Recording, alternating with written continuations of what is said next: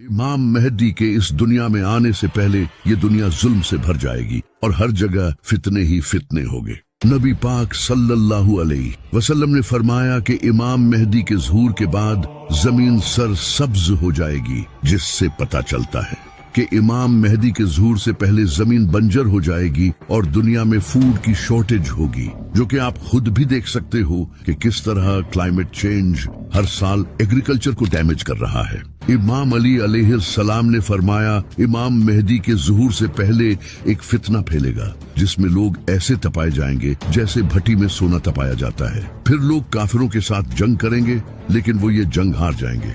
इसके बाद नबी पाक सल्लल्लाहु अलैहि वसल्लम के अहले बैत से एक इंसान जाहिर होगा और मुसलमानों को इकट्ठा करेगा। अल्लाह इन पर अपनी नीमतें नाजिल करेगा।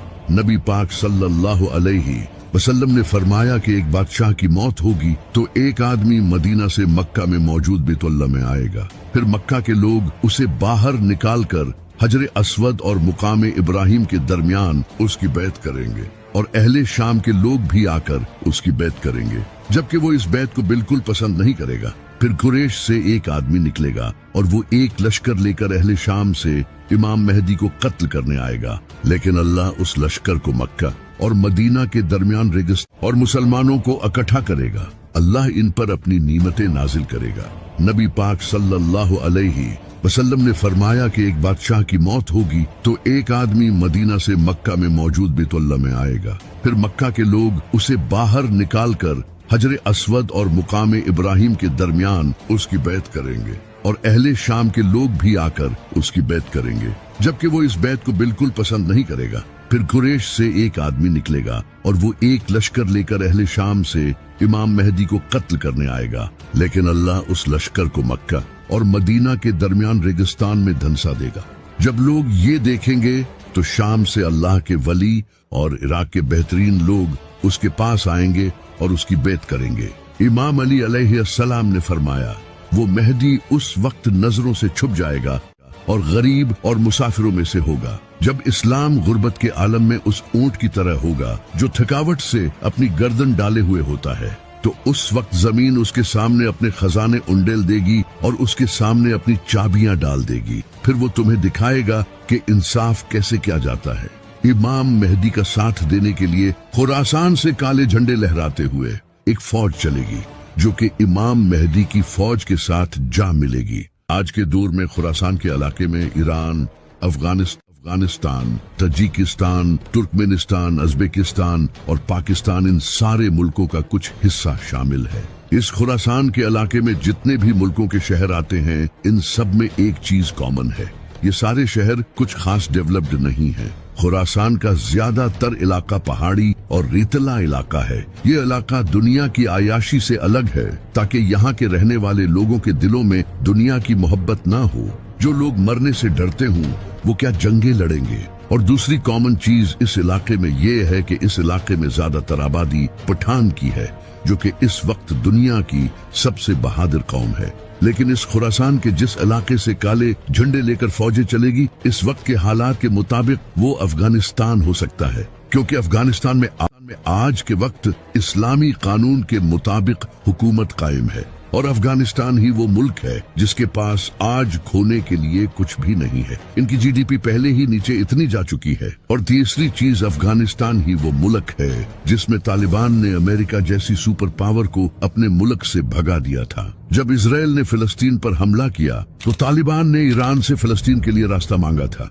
आज के हालात के मुताबिक ऐसा लगता है कि ये फौजें अफगानिस्तान से ही चलेंगी, लेकिन जब खुरासान से फौजें इमाम मेहदी के लश्कर के साथ जा मिलेंगी, फिर मुसलमान पूरी दुनिया को फतह करेंगे और मुसलमानों की पूरी दुनिया पर हुकूमत होगी। नबी पाक सल्लल्लाहु अलैहि वसल्लम ने फरमाया कि रोमन्स दाबिक या अल्माक नाम की जगह पर जमा होंगे और मुसलमान भी जंग की तैयारी करेंगे और मदीना से रोमन्स के खिलाफ फौज भेजेंगे। ये दोनों फौजें आपस में जंग करेंगी।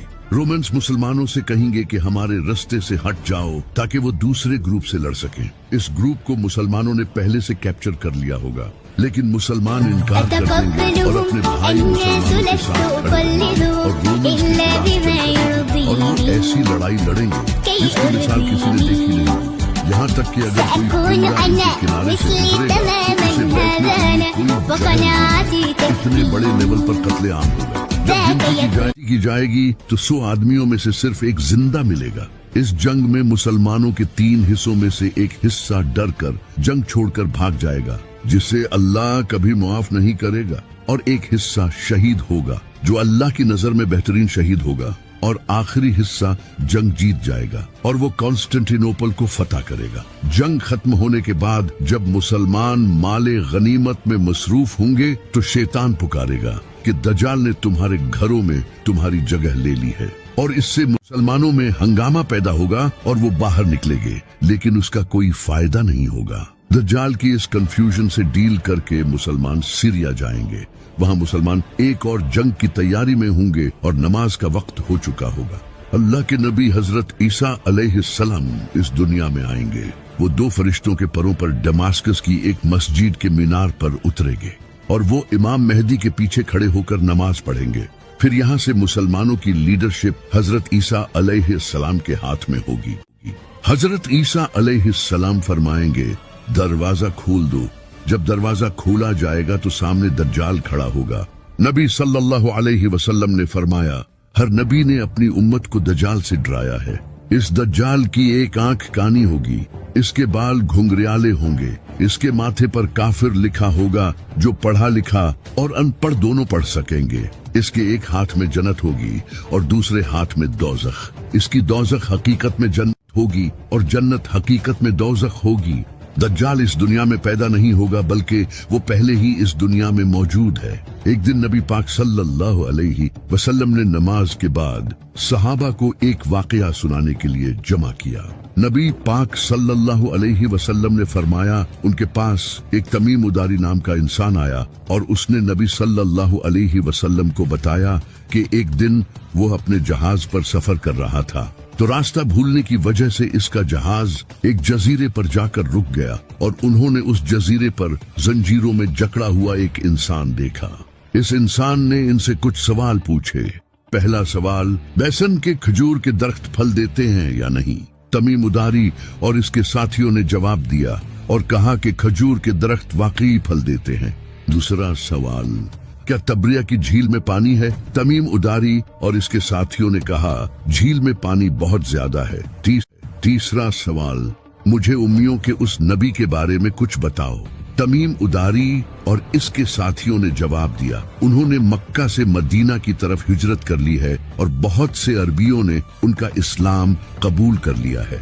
ये सुनते ही वो गुस्से से फटकारा और उसने जंजीरों को झटका दिया। इसके बाद इसने इन्हें अपना नाम बताया, दज्जाल, और इसने कहा कि बहुत जल्द मैं पूरी दुनिया घूमूंगा, लेकिन मक्का और मदीना में मुझे जाने नहीं दिया जाएगा। नबी सल्लल्लाहु अलैहि वसल्लम ने इसके बाद मशरिक की तरफ इशारा करके फरमाया, दज्जाल यहाँ से निकलेगा।